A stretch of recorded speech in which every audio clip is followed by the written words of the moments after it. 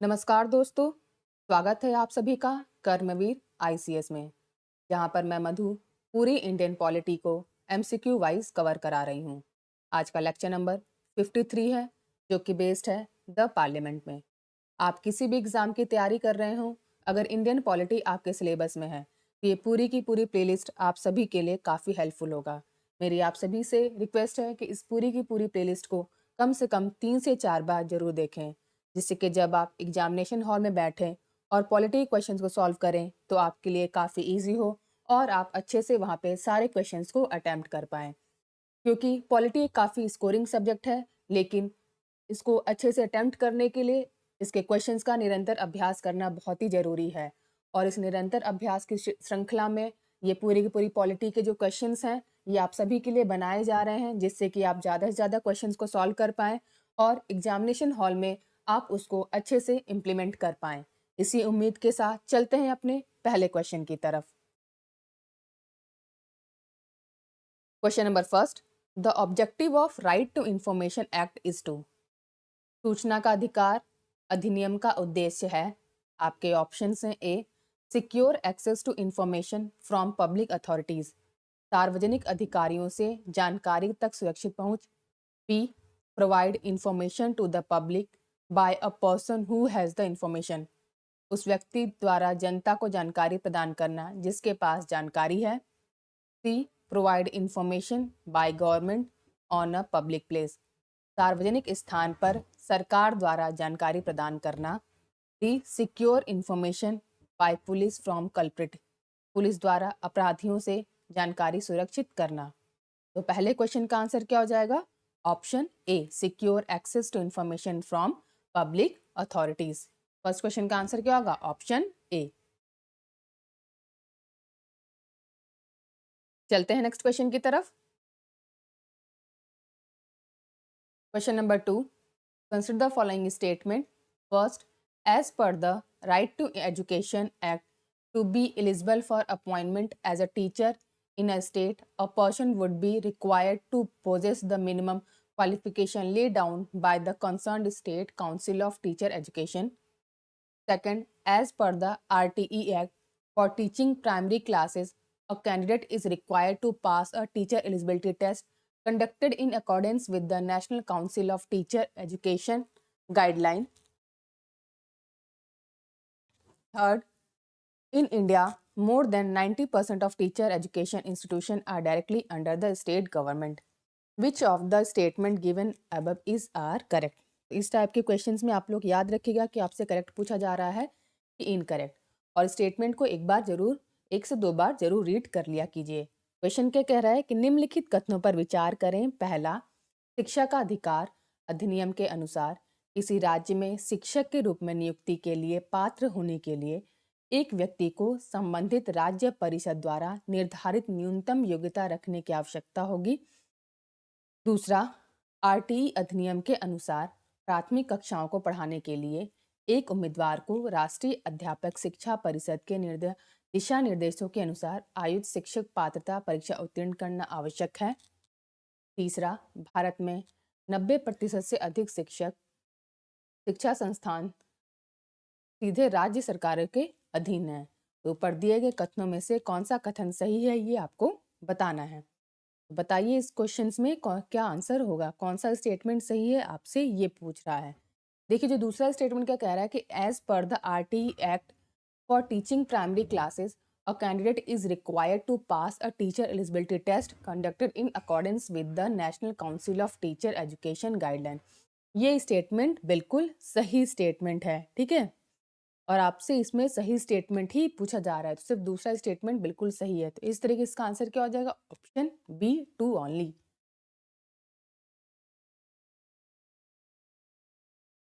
चलते हैं next question की तरफ। Question number 3, which high court has said in its important decision that the RTI applicant should tell the reason for asking information under right to information. किस उच्च न्यायालय ने अपने महत्वपूर्ण निर्णय में कहा कि आरटीआई आवेदक को सूचना के अधिकार के तहत जानकारी मांगने का कारण बताना चाहिए? आपके ऑप्शन हैं A Calcutta high court, B Bombay high court, C Allahabad high court, B Madras high court. तो तीसरे क्वेश्चन का आंसर क्या हो जाएगा? Option D Madras high court. चलते हैं नेक्स्ट क्वेश्चन की तरफ। Question number 4, under the scheduled tribes and other traditional forest dwellers recognition of forest right act 2006, who shall be the authority to initiate the process for determining the nature and extent of individual or community forest right or both? अनुसूचित जनजाति और अन्य पारंपरिक one निवासी one अधिकारों की मान्यता अधिनियम 2006 के तहत व्यक्तिगत या सामुदायिक वन अधिकारों या दोनों की प्रकृति और सीमा का निर्धारण करने की प्रक्रिया शुरू करने का प्राधिकारी कौन होगा?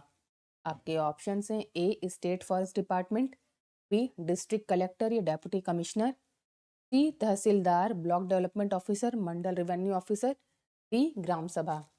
तो क्वेश्चन नंबर 4 का आंसर क्या हो जाएगा? ऑप्शन डी ग्राम सभा।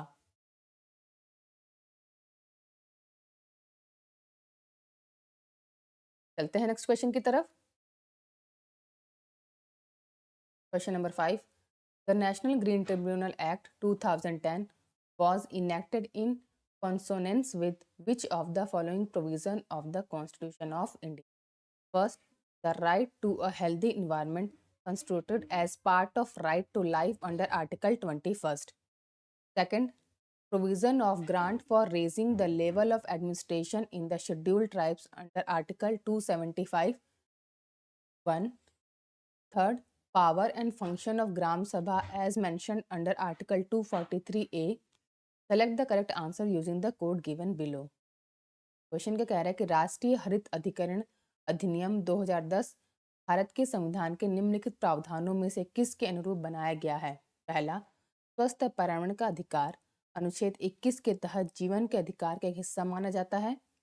दूसरा, अनुच्छेद 275 एक के तहत अनुसूचित जनजातियों में प्रशासन के स्तर को बढ़ाने के लिए अनुदान का प्रावधान है। तीसरा, अनुच्छेद 243 ए के तहत लिखित ग्राम सभा की शक्तियां और कार्य हैं। तो नीचे दिए कोड का उपयोग करके आपको सही उत्तर का चुनाव करना है। तो पांचवें क्वेश्चन का आंसर क्या है, जिसमें से आपसे पूछ रहा है कि कौन सा स्टेटमेंट आपका सही होगा। तो पहला स्टेटमेंट क्या कह रहा है कि the right to a healthy environment constructed as a part of right to life under article 21। ये बिल्कुल सही स्टेटमेंट है, ठीक है। और आपसे सही स्टेटमेंट ही पूछा जा रहा है, तो फर्स्ट स्टेटमेंट इसका सही होगा। तो ऑप्शन ए देखिए, वन ओनली। पांचवे का आंसर क्या हो जाएगा? Option A.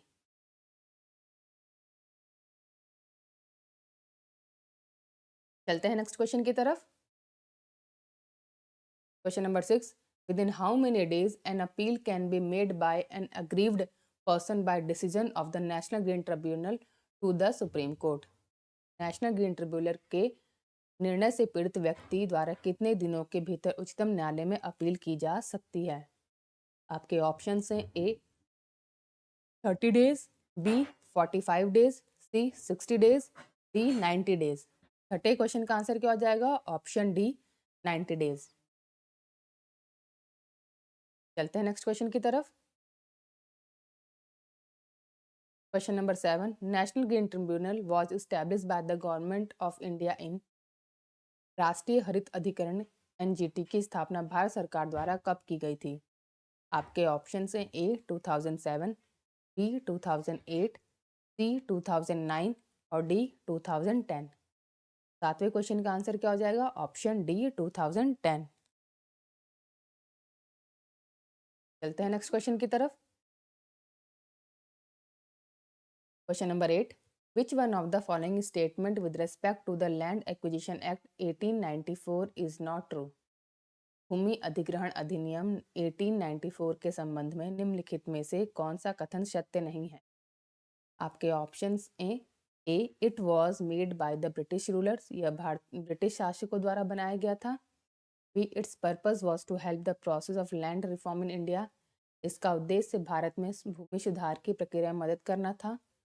C it has been replaced by another act of India's Parliament, इसे भारत की संसद के एक अन्य अधिनियम द्वारा प्रतिस्थापित किया गया है। D it's implementation had become disputed, इसका कार्यान्वयन विवादित हो गया था।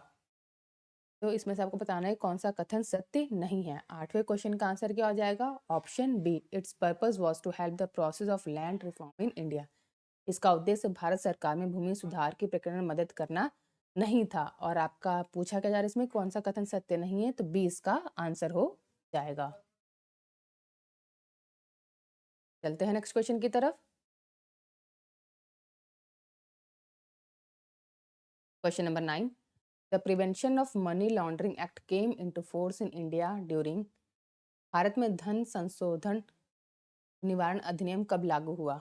ऑप्शन है आपके ए 1998, बी 1999, सी 2001, डी 2005। तो 9वें क्वेश्चन का आंसर क्या हो जाएगा? Option D 2005। चलते हैं नेक्स्ट क्वेश्चन की तरफ। Question number 10, by passing triple talaq law recently the parliament of India endorsed which years ruling of the supreme court of India that had made triple talaq as unconstitutional. हाल ही में 3 तलाक कानून पारित करके भारत की संसद ने भारत के सर्वोच्च न्यायालय के किस वर्ष के फैसले का समर्थन किया जिसने 3 तलाक को असंवैधानिक बना दिया? ऑप्शन है A 2011, B 2013, C 2015, D 2017, E none of the above या more than one of the above. 10वें क्वेश्चन का आंसर क्या हो जाएगा?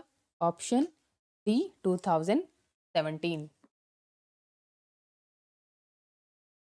चलते हैं नेक्स्ट क्वेश्चन की तरफ। Question number 11, which of the following statement is are correct regarding the Maternity Benefit Amendment Act 2017? First, pregnant women are entitled for 3-month pre-delivery and 3-month post-delivery paid leaves. Second, enterprises with crèches must allow the mother minimum 6 crèche visits daily. Third, women with 2 children get reduced entitlement. Select the correct answer using the code given below. मातृत्व लाभ संशोधन अधिनियम 2017 के संबंध में निम्नलिखित में से कौन सा कथन सही है?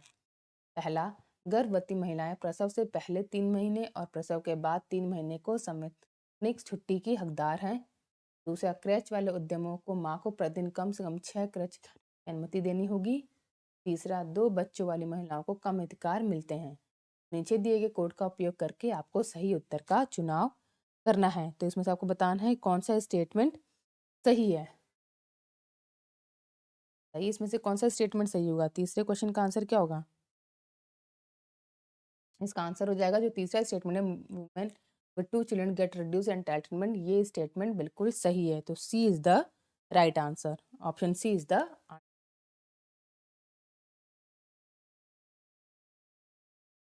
चलते हैं नेक्स्ट क्वेश्चन की तरफ। Question number 12, which of the following gave legal basis to extraordinary powers exercised by the government of India during lockdown? First, Mental Health Care Act 2017. Second, Disaster Management Act 2005. Third, Enemy Property Act 1968. Four, Epidemic Disease Act 1897. Select the correct answer from the code given below. निम्नलिखित में से किसने lockdown के दौरान भारत सरकार द्वारा प्रयोग की गई असाधारण शक्तियों को कानूनी अधिकार दिया? पहला, मानसिक स्वास्थ्य देखभाल अधिनियम 2017। दूसरा, आपदा प्रबंधन अधिनियम 2005। तीसरा, शत्रु संपत्ति अधिनियम 1968। चौथा, महामारी रोग अधिनियम 1897। नीचे दिए कोड का सही उपयोग करके आपको उत्तर का चुनाव करना है। वैसे कौन कौन से ऐसे अधिनियम थे जिनका उपयोग गवर्नमेंट ने किया है? तो दूसरा जो है डिजास्टर मैनेजमेंट एक्ट 2005 और एपिडेमिक डिजीज एक्ट 1897, इन दोनों का उपयोग लॉकडाउन के टाइम पे किया गया था। तो 2 एंड 4, ऑप्शन सी देखिए 2 एंड 4। चलते हैं नेक्स्ट क्वेश्चन की तरफ। Question number 13, which one of the following is not correctly match? निम्नलिखित में से कौन सा सही सुमेलित नहीं है? A, prevention of sedition meeting act 1908। B, explosive substance act 1908। C, Indian criminal law amendment act 1908। D, newspaper incentive to offence act 1908। तो बताना है कि इसमें कौन सा सही सुमेलित नहीं है। 13वें का आंसर क्या हो जाएगा? Option A, prevention of sedition meeting act. ये कब हुआ था? वो 1907 में, 1907 में। 13 का आंसर क्या हो जाएगा? Option A. चलते हैं नेक्स्ट क्वेश्चन की तरफ। Question number 14, when was the supreme court inaugurated in India? Bharat में सर्वोच्च न्यायालय का उद्घाटन कब हुआ? आपके ऑप्शन हैं ए 27 जनवरी 1950, बी 28 जनवरी 1950, सी 29 जनवरी 1950, डी 30 जनवरी 1950। तो 14वें क्वेश्चन का आंसर क्या हो जाएगा? ऑप्शन बी 28 जनवरी 1950। चलते हैं नेक्स्ट क्वेश्चन की तरफ। Question number 15, the sanctioned strength of supreme court of India is? भारत के सर्वोच्च न्यायालय की स्वीकृति शक्ति है ए 24, बी 20, सी 18, डी 34। तो 15वें क्वेश्चन का आंसर क्या हो जाएगा? Option D 34। चलते हैं नेक्स्ट क्वेश्चन की तरफ। Question number 16, the supreme court consist of a chief justice and? सर्वोच्च न्यायालय में एक मुख्य न्यायाधीश होता है और ए 7 जजेस, बी 9 जजेस, सी 11 जजेस, डी 33 जजेस। इसका आंसर क्या हो जाएगा? ऑप्शन डी 33 जजेस। सुप्रीम कोर्ट में एक चीफ जस्टिस ऑफ इंडिया होते हैं और बाकी 33 अदर जजेस होते हैं। Option D is the right answer. चलते हैं नेक्स्ट क्वेश्चन की तरफ। Question number 17, the current sanction strength of जजेस of supreme court of India is? भारत के सर्वोच्च न्यायालय में न्यायाधीशों की वर्तमान स्वीकृत संख्या है ए 20, बी 25, सी 30, डी 34। 17वें क्वेश्चन का आंसर क्या हो जाएगा? Option D 34। चलते हैं नेक्स्ट क्वेश्चन की तरफ। Question number 18, the current sanction strength of जजेस of supreme court of India is? भारत के सर्वोच्च न्यायालय में न्यायाधीशों की वर्तमान स्वीकृत संख्या है ए 33 जजेस, बी 30 जजेस, सी 38 जजेस, डी 26 जजेस। आंसर क्या हो जाएगा? ऑप्शन ए 33 जजेस, जिसमें एक तो चीफ जस्टिस ऑफ इंडिया होते हैं और बाकी 33 जजेस होते हैं। चलते हैं नेक्स्ट क्वेश्चन की तरफ। Question number 19, supreme court in India was establish? Bharat में सर्वोच्च न्यायालय की स्थापना की गई थी। ये ऑप्शन हैं A by an act of parliament in 1950, B under Indian independence act 1947, C under Indian government act 1953, by the Indian constitution. 19वें क्वेश्चन का आंसर क्या हो जाएगा? Option D by the Indian constitution. Next question की तरफ। Question number 20, of the following statement which one is not correct? निम्नलिखित कथनों में से कौन सा सही नहीं है वो आपको बताना है। तो ऑप्शन से A supreme court was constituted in 1950, supreme court का गठन 1950 में किया गया था। B supreme court is the highest court of appeal in the country, supreme court में देश में अपील की सर्वोच्च अदालत है। C supreme court can hear from any court tribunal except court martial, supreme court court martial को छोड़कर किसी भी उच्च न्यायालय से सुनवाई कर सकता है। D Supreme court can hear from court tribunal well as from court martial, supreme Court किसी भी उच्च न्यायालय के साथ साथ कोर्ट मार्शल की भी सुनवाई कर सकता है। तो आपको बताना है कि इसमें से कौन सा कथन सही नहीं है। 20वें का आंसर क्या हो जाएगा? Option C supreme court can hear from any high court court tribunal except court martial. Option C is the right answer.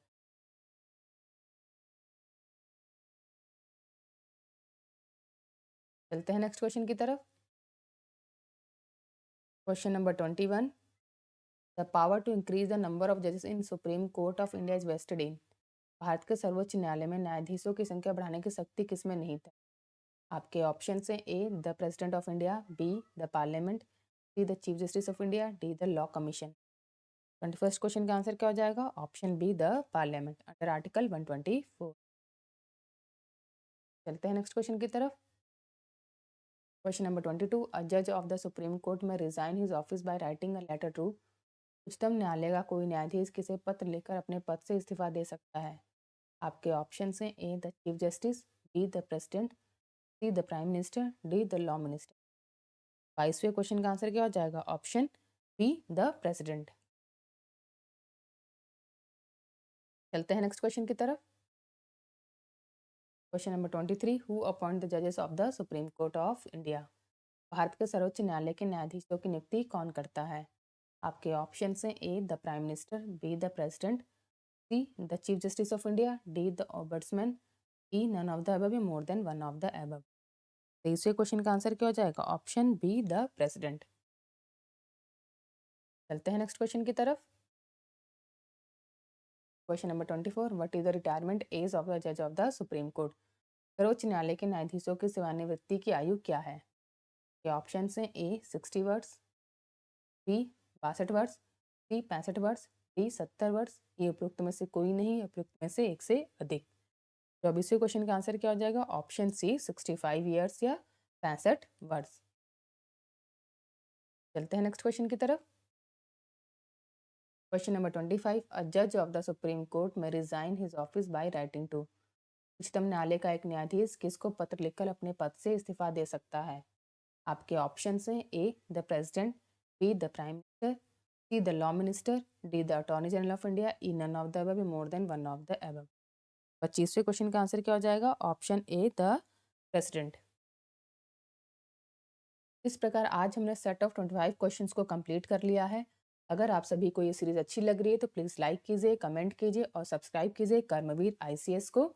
और साथ ही साथ अपने फीडबैक भी ज़रूर शेयर कीजिए, जिससे कि हम और भी बेहतर क्वालिटी लेक्चर्स आप सभी के लिए ला सकें। Thank you for watching.